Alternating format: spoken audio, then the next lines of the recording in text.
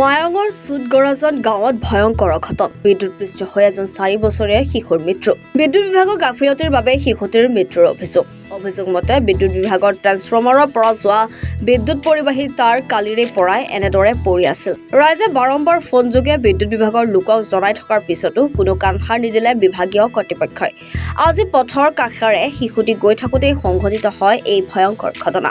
আজি যেটো ঘটনা হৈছে মই নিজেই চাইছোঁ যে তাৰ এটা ছিগি পৰি আছে সেই ছিগি থকা তাৰটোতে মানে এই 4 বছৰীয়া শিশুটোৱে মানে কিবা ধৰিছিলে না কিবা কৰিছিলে হয়তো তাত যোৱাৰ লগে লগে সি শ্বৰ্ট খাই হাত পৰি গৈছে মই নিজে চাইছোঁ আৰু ল'ৰাটো বয়স কিমান হ'ব 4 বছৰমান হ'ব আৰু মা দেউতাকে কোৱা মতে। জাগাটোৰ নাম কি? জাগাৰ নাম চুটগৰাজন। আৰু কি খবৰ দিছেনে?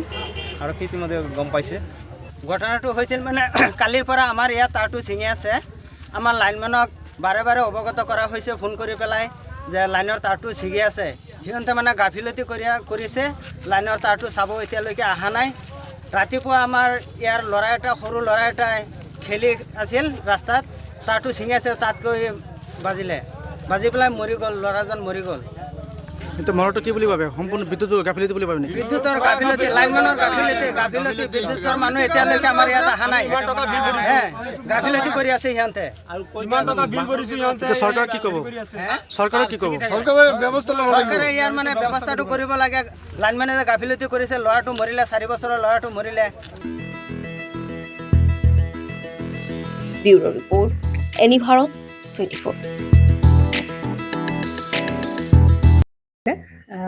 জুবিন গাৰ্গৰ গীতসমূহৰ ওপৰত আধাৰিত গানে কি আনে নামৰ এটা সুন্দৰ অনুষ্ঠান আপোনালোকৰ ওচৰলৈ আহি আছে অতি শীঘ্ৰে।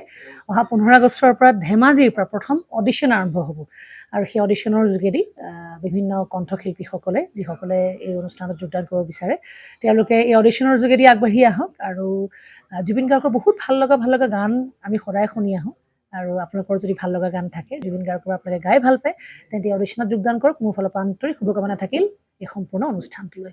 ধন্যবাদ।